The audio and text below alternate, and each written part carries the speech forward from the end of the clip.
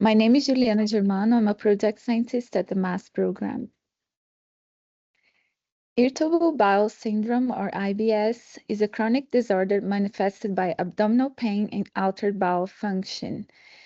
IBS diarrhea represents 40% of the cases, but other subtypes also exist, and they are all a huge economic burden to the US annually.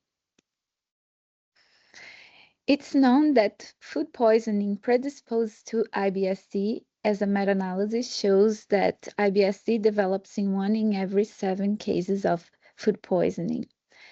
However, the pathophysiology isn't well understood. We have previously shown that Cdtb antiserum reacts with a protein in intestinal cells of Cajal and enteric neurons in rats.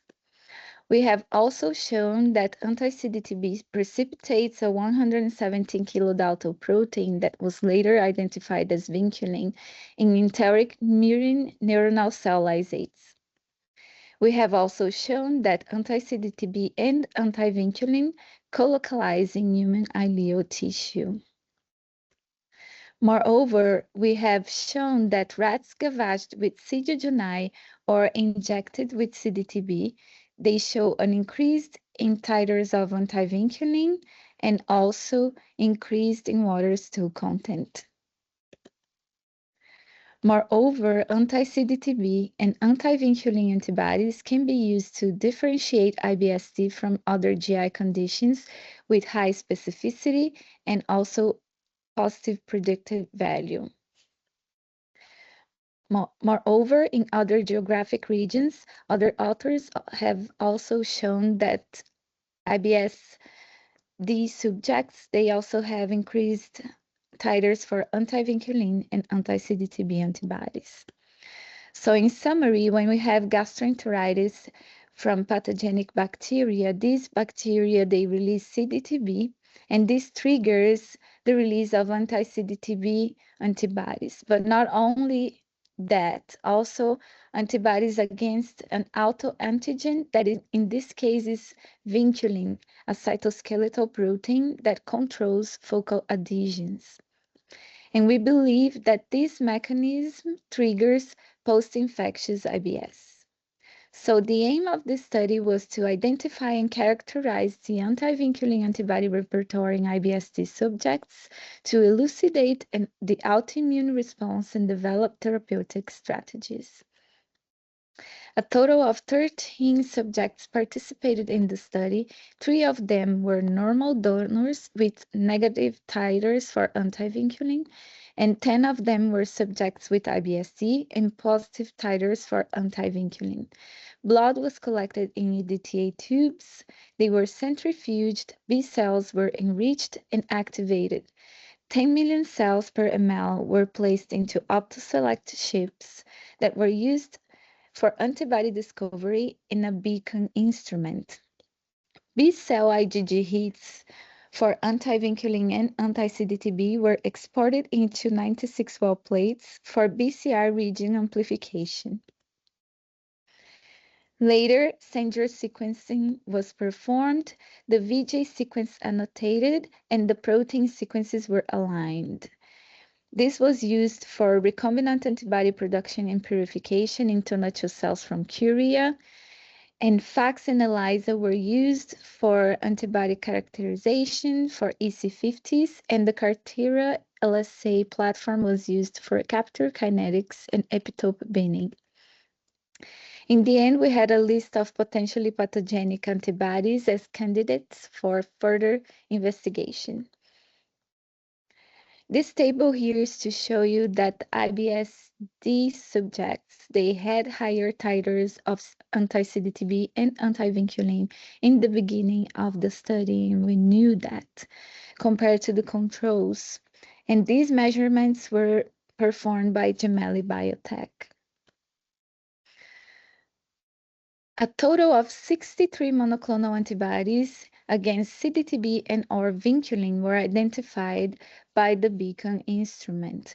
All IBSD subjects presented positivity for anti-vinculin antibodies. These antibodies were either cross-reactive or monoreactive, while only one normal donor presented positivity for anti-vinculin antibodies, despite having very low titers by the measurements from Gemelli Biotech. Later, we used flow cytometry, ELISA, and surface plasmon resonance to characterize the recombinant antibodies. Here are examples of antibodies that were cross-reactive for vinculin and CDTB, or monoreactive for vinculin only or CDTB only, as represented by this green fluorescence. So the green fluorescence means that the B cell clones in that specific region in the sheep was producing antibodies against vinculin and or CDTB. These videos here are representing a cross-reactive antibody because we can see positivity in the same nanopens for IgG, vinculin, and CDTB.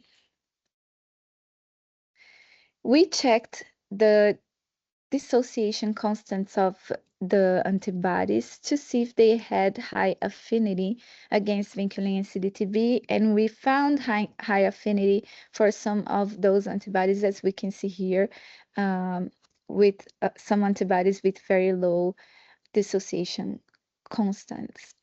At the same time, we performed the FACS EC50 to see antibody potency, and we saw that EC50s were much lower for vinculin and CDTB compared to the relevant protein, meaning that these antibodies against vinculin and CDTB were very potent. We also have flow cytometry and ELISA charts here representing antibodies that were monoreactive against vinculin, as these curves in red.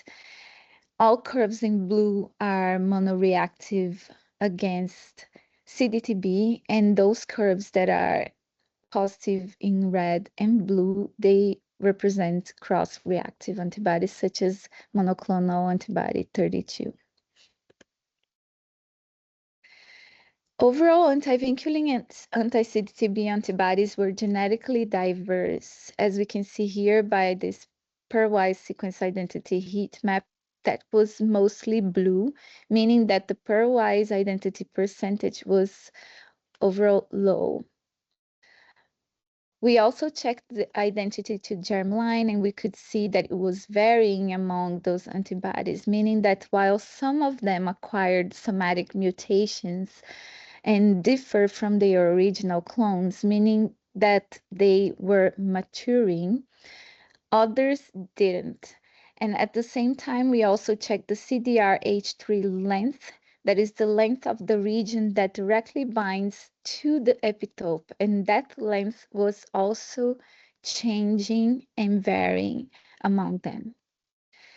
But despite being genetically diverse, these antibodies, some of them, they were sharing the same epitopes, and we could see that by the cross-blocking experiment. So everything here in red means that one antibody was able to block the binding of another antibody against vinculin. And everything in green means that one antibody was able to bind to vinculin even in the presence of another antibody. When we did this cross-blocking experiment, we could categorize these antibodies into different communities. As we can see here, for example, community 1 has 4 different antibodies that were identified by the beacon instrument, and these 4 antibodies are coming from 3 different donors. If they are in the same community here, this means that they were sharing the same epitope. Then in the end, we had a phylogenetic tree with 63 monoclonal antibodies, and we could identify some of them that were characterized by different techniques, as we can see here in green. And these antibodies were also representing different epitope beams. and they will be used later for further investigation. This study had some limitations, such as the pathogenicity. We still don't know if the antibodies that were identified are really pathogenic. And due to limited sequence similarity, we may face some challenges when developing a therapy. So we conclude that antibodies to CDTB human vinculin were identified by optofluidics from all individuals with IBS-D. Cross-reactive antibodies to CDTB and vinculin supported the concept of molecular mimicry. Isolated anti-vinculin autoantibodies demonstrated sequence diversity, and despite sequence diversity, anti-vinculin autoantibodies showed potential to share epitopes. As future directions, we plan to inoculate some of these potentially pathogenic antibodies into rats to see if they develop an IBS phenotype, IBS-like phenotype. And we plan to manipulate their structure or sequence for targeted treatment. I'd like to thank the MASS program, all the participants in the study, and also Curia as our collaborator. Thank you.